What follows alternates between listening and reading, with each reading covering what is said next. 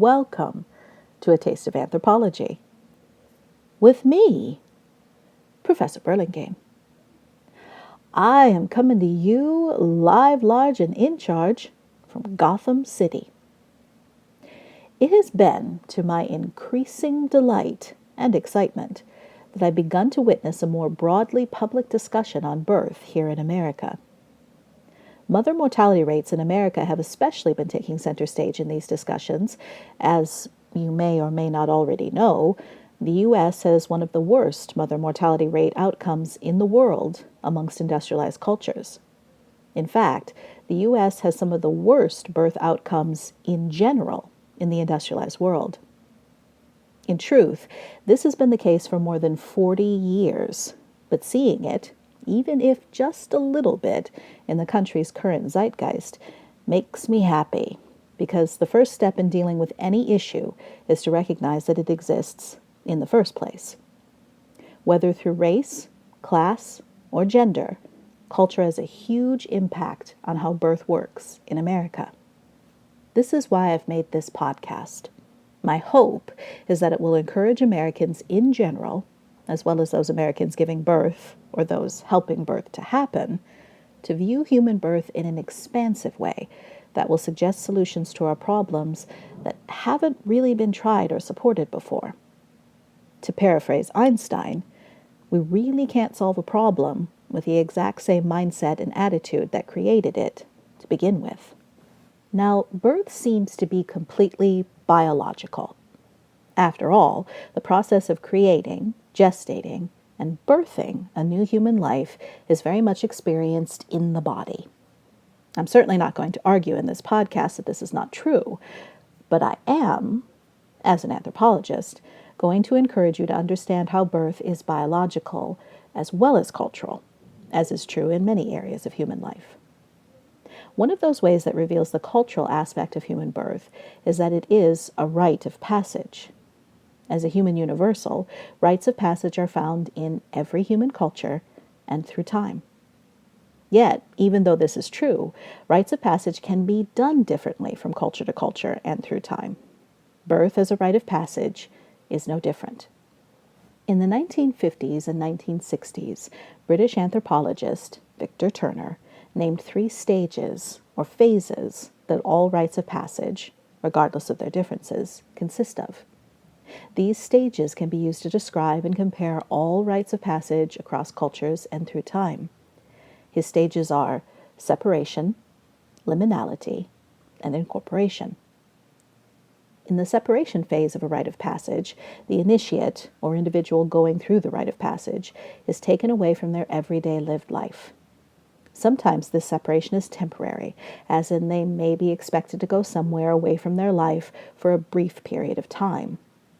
Or, sometimes, depending upon the rite of passage, the separation may be more permanent and that they may never get to go back to their old life again once they have started their rite.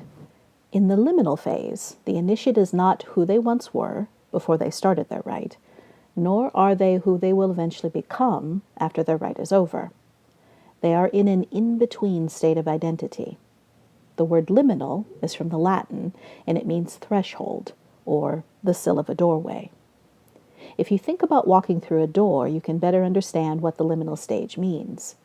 If, instead of quickly walking through, you stop directly in the door opening, you will find yourself neither completely in the space before the door, nor in the next room on the other side. You are in between. You are neither in nor out. You are liminal. In the liminal phase, there is some danger for the initiate.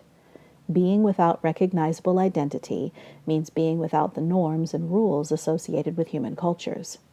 Therefore, sometimes initiates in this stage are expected, and it is even considered acceptable for them, to engage in behaviors that are dangerous or otherwise not considered okay in the wider culture. Death in the physical sense may be a part of this phase, but a metaphorical death of identity is more likely to be a part of liminality. By engaging in these dangerous and/or unacceptable activities, an initiate gets closer to finishing their rite of passage and gaining a new cultural identity. In the incorporation phase, the initiate has completed their rite of passage, and they are brought back into their larger culture as a new person with a new cultural identity. Once they have been incorporated back into their culture, the rite of passage is complete, and the initiate can no longer completely go back to the identity they had before they started their rite. They are a new person with new responsibilities and new expectations. In birth, these three phases can be applied too. Separation occurs in childbirth when labor pains begin. In the United States, women and their partners generally leave their everyday lives by heading to a hospital. In the liminal phase in the hospital, American women become patients, where healthcare professionals help to cure them of their pregnancy.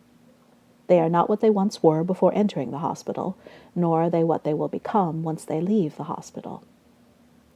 In a hospital birth, women and their partners may be asked to follow rules and/or put on clothing that would be unfamiliar or unacceptable in the world outside of a hospital.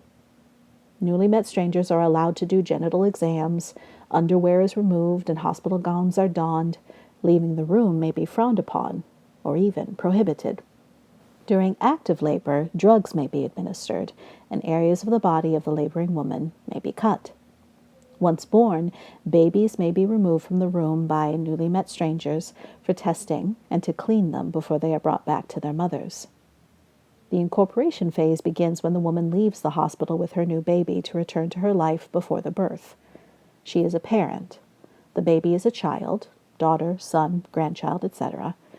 The partner may now also be a parent, and the hospital staff are now more expert versions of what they were before the birth. Childbirth, in essence, is a rite of passage that affects the cultural identities of all people involved. More than just being a biological process, childbirth is a profound rite of passage that we all experience at least once, and that has far-reaching implications in any human life. In other words, childbirth is culturally significant. It is fundamental to the human existence, and how it happens has ramifications that ripple across lives, across cultures, and through time. Neither completely biological nor completely cultural, childbirth is a key biocultural human event. Understanding it as such will take us much closer to solving the increasingly dire issues we have with how birth happens today in America. Do you find that you are without a clear direction when it comes to a life or career decision? My Anthropology mentorship program uses the knowledge of anthropology to help you find the way. To apply for a private anthropology mentorship with me, please send an email message to workerbeewisdom@gmail.com. For more information about my mentorship program or any of my other offerings, please visit the website tasteofanthropology.yolasite.com. And please, feel free to share this podcast if you liked it and found it useful. It has truly been my pleasure to bring it to you. Until next time, goodbye and take care.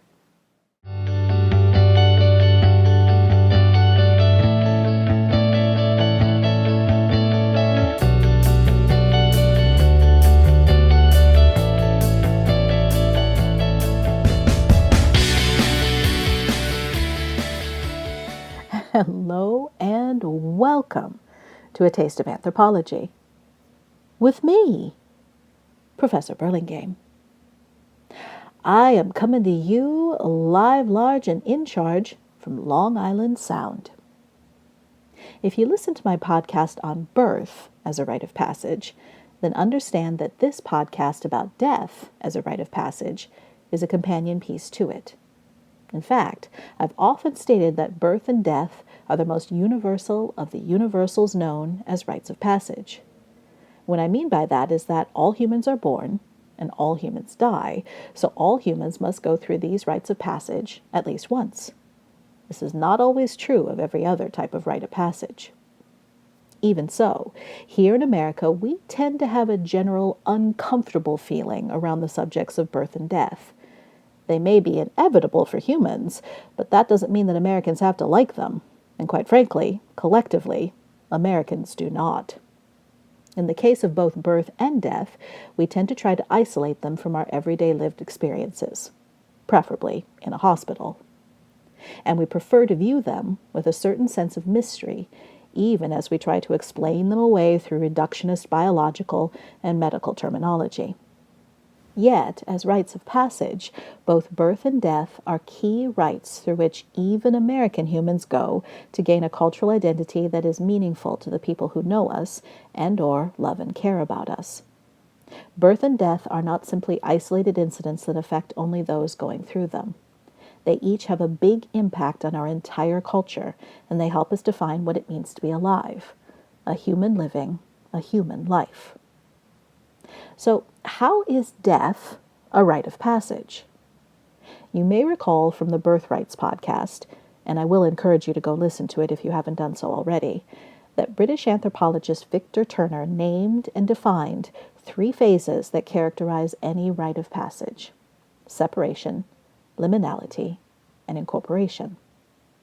When a human is dying, they begin the process by being separated from their everyday life. This usually begins upon death, although it may have begun even earlier if they were hospitalized for an illness or otherwise separated from their daily life due to being sick or hurt. In the liminal phase, a dying person is physically dead and going through preparations for burial, however that may look for people in their culture. In this phase, there is always danger, and in the case of the dead person, that danger may be in the proper handling of their remains. Cultures around the world have specific behaviors and expectations when it comes to handling the dead, be that to follow the correct steps to meet the expectations of a religious afterlife, and/or to meet laws of proper hygiene in relation to the healthful handling of a dead human body. The final part of the liminal phase would be once burial had been completed. Since humans have various ways to inter their dead, this process could include burial, cremation, funeral pyre, scattering ashes, etc., etc., etc. Incorporation for a dead person would be after interment, when the person is brought back into their wider culture as an officially deceased person. Anyone who has ever lost someone knows that there is a big difference in identity between when their loved one was a live person and when they became a dead person. The relationship changes, as does how you talk about them and include them in your life. For any human, to die is to take on a new cultural identity, which is why death, for humans, is a rite of passage.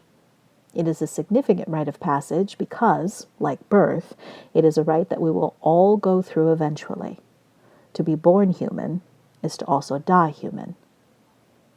So, what is my point in making this podcast? No, it is not to frighten or depress you.